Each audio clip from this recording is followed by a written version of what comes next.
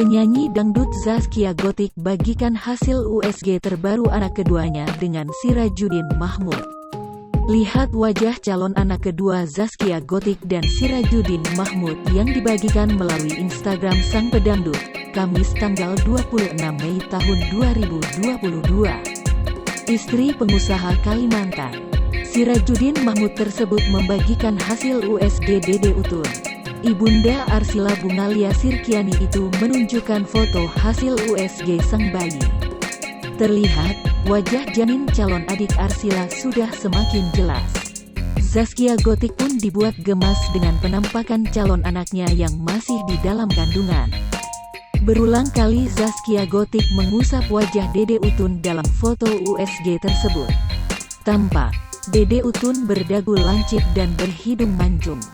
Saat itu, wajah sang janin terekam dari sisi samping.